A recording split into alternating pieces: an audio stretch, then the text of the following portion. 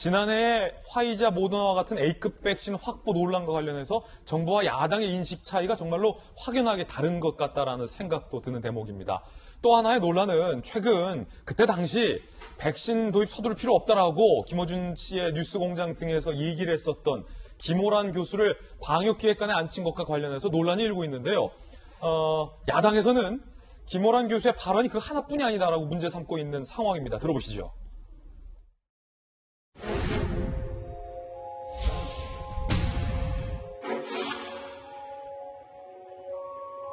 연말까지 이게 나올 수 있을까요, 백신이? 현실적으로? 그건 어려울 것 같습니다. 정치인의 블러핑처럼 보이십니까? 예. 연말까지 해서 만들어서 내놓으면 안 쓸 것 같아요. 좀 걱정스러워서. 한국은 지금 일단 환자 발생 수준으로 봤을 때 전 세계적으로 봤을 때 그렇게 급하지 않고 화이자 거 해놨는데 더 좋은 게 계속 나오면 그럴 수 있죠. 예, 이걸 물릴 수도 없는 거거든요. 화이자라는 회사의 마케팅에 우리가 넘어갈 이유는 없죠. 그렇습니다.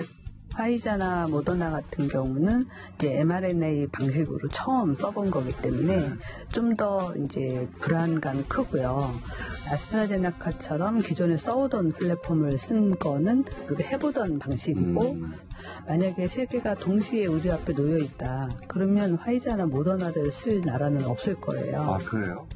우리가 만약에 백신 접종을 시작하면 그보다 훨씬 빨리 우리는 그렇죠. 뭐 이렇게 빨리빨리 민족이니까 빨리는 할 수 있을 것 같은데 잘 보완하면 우리가 제일 빨리 끝날 것 같다. 그렇죠. 우리가 굉장히 효율적인 시스템을 갖고 있기 때문에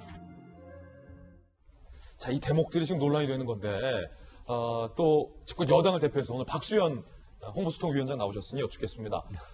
청와대에서는 코로나19에 대한 국민적 이해를 높인 인물이다라며 내정 이유에 대해서 밝혔는데 지금 다시 한번 이 방송들의 발언을 들어보니까 지난해 백신을 못 도입했다라는 것과 관련해서 질타가 많잖아요. 그런데 기 교수가 이렇게 얘기했네요. 트럼프라는 정치인의 허풍, 블러핑이다라는 것에 김어준 씨의 발언에 동의를 했고 화이자의 마케팅에 우리가 넘어갈 필요 없다라는 김어준 씨의 주장에 대해서도 김오란 교수가 적극적으로 동의를 하고 급기야 화이나 모더나가 제일 지금 품질이 좋은 백신인데 품질 문제에 대해서도 또 언급을 했는데 괜찮겠습니까? 방역기획관으로 임명해도. 글쎄 그 말씀을 우선 드리기 전에 이 코로나에 대응하는 전반적인 얘기를 잠깐 제가 정리를 해볼게요. 처음 우리가 맞이하는 겁니다. 그러니까 누구도 갈 길을 몰랐고 방법을 몰랐죠. 정말 혼란 속에 이 길을 찾기 위해서 서로 지혜를 모으고 노력을 하고 있는 것입니다.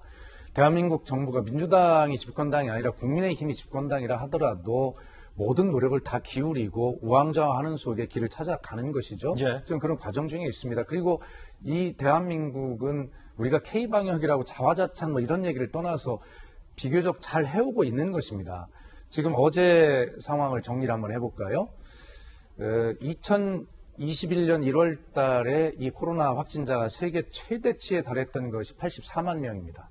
그런데 어제 오늘 수치가 83만 명이에요.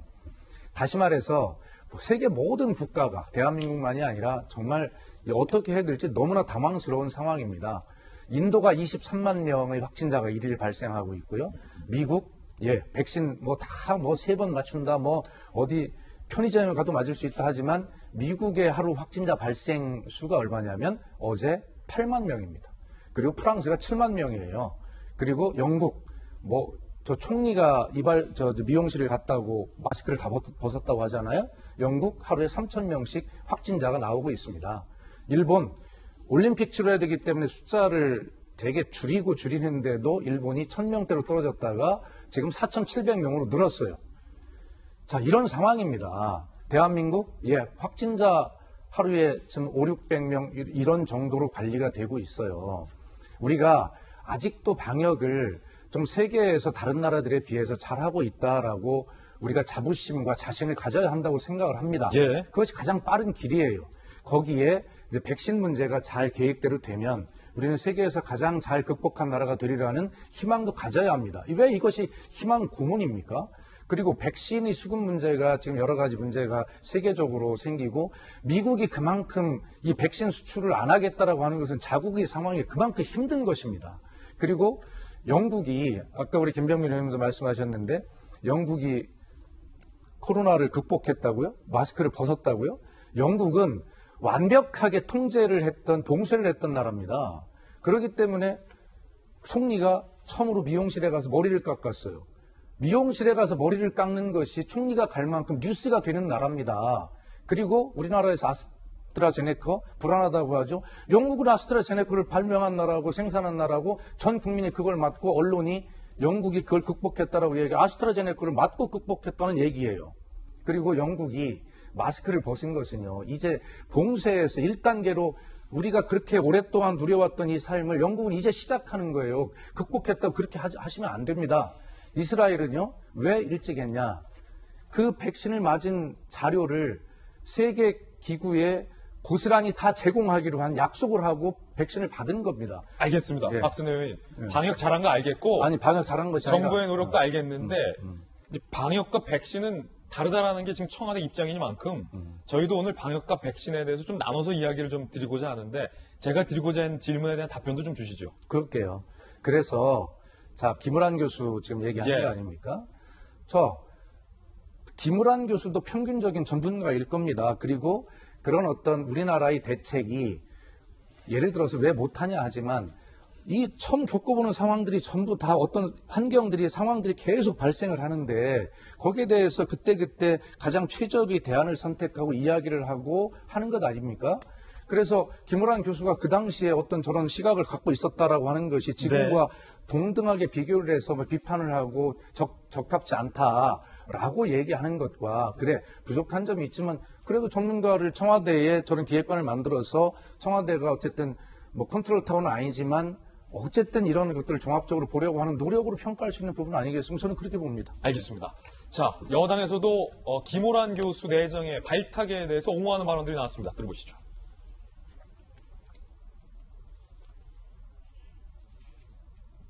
자, 준비가 안 되면 잠시 후에 들어보겠고요. 이재명 기자, 지금 여당과 야당의 인식 차이가 상당한데 청와대의 해명 한번 볼 텐데요. 김호란 교수가 동아일보 기자에게 이렇게 지금 해명을 했다고 하는데 내가 방역을 주로 맡고 백신은 담당자가 따로 있는 것으로 안다. 그러니까 백신 방역기획관이 백신 업무를 하지 않는다라는 취지, 뭐 이런 취지가 있으니까 이해가 되는 측면이 있는데 궁금한 건 혹시 김호란 신임 방역관이 지금 상황에서 내가 백신이 안 급하다고 했던 생각이 바뀌었다라던가 지난해 내가 발언했던 것들이 그때 상황에 있어서 다시 생각해보니까 혹시 좀 맞지 않았다 혹은 부적절했다라는 지난해 발언에 대한 성찰 발언이나 해명이 있었습니까? 뭐 아직까지 없는 상황인데 좀 두 가지 점에서 구분을 생각해야 될 것 같습니다. 그러니까 방역 관리 지금 저희가 잘하고 있다. 지금 박수현 대변인께서 말씀하셨지만 그런 측면이 있죠. 상대적으로 다른 나라에 비해서 확산이 덜 되고 있습니다. 하지만 분명한 건 코로나19를 관리한다고 극복되지는 않는 겁니다. 분명히 백신을 통해서만이 극복이 가능한 거죠. 그 점 또한 틀림없는 사실이기 때문에 백신의 수급, 백신의 적정한 공급이 없이는 사실은 이걸 극복할 방법은 없다. 이 점도 분명히 틀림없는 사실인 것 같고 저는 김호란 교수가 뭐 한 특정 방송에 나와서 얘기를 많이 했다는 것 자체가 문제라 생각하지 않습니다. 또 당시에 예측이 틀릴 수 있습니다. 왜냐하면 조금 전에 박수현 대변인 말씀하셨지만 인류가 한 번도 가보지 않은 길입니다. 그 가보지 않은 길에서 이렇게 팬데믹이 확산된 것도 처음이지만 이렇게 1년 만에 백신이 나온 것도 처음입니다. 그 부작용에 대한 우려도 충분히 할 수 있습니다. 문제는 뭐냐면 지금 와서 돌이켜보니 김호란 당시 교수의 예측은 틀렸습니다. 화이자 모더나가 훨씬 더 좋은 백신이었고 화이자 모더나가 실제 지난해 12월에 생산이 됐고 그것이 A급 백신하기 현재의 상황입니다. 그러니까 예측은 틀릴 수 있습니다. 틀릴 수 있는데 문제는 뭐냐면 과연 예측 능력이 정확하지 않은 전문가에게 대한민국 방역의 미래를 맡기는 게 과연 적정한가는 다른 문제라는 거죠. 예. 그런 점에서 전 김호란 교수 자체가 뭐 예측이 틀렸기 때문에 문제다가 아니라 과연 그분에게 굳이 우리가 지금 청와대가 방역기획관이라는 게 어쨌든 물론 정경관리청장이 있지만 방역의 사령타 역할을 또한 해야 될 사람인데 예측 능력이 틀리는 사람한테 그것을 맡기는 게 적정한가는 전 얼마든지 야당에서 문제제기를 할 수 있다 이런 생각은 듭니다. 자, 이 야당의 문제 제기에 대한 여당 의원들의 답변이랄까요? 한번 들어보시죠. 그때 이제 허가가 나오는지 진짜 백신의 어떤 성공의 가능성들이 더 이제 더 확실해지는 뭐 이런 것들을 기다리는 단계였었지. 예. 그걸 아니 어느 나라나 또 어느 공직자가 그걸 일부러 안 할 수 있겠습니까? 이런 상황에서. 본인 스스로가 이미 실질적인 능력을 많이 인정받았고 예. 질병관리청하고의 이야기하는 소통 통로가 만들어졌다는 의미에서도 좀 높이 사야 된다고 봅니다. 네, 정치권에서 이 김호란 교수 발탁 등에 대한 논란은 계속될 것 같습니다.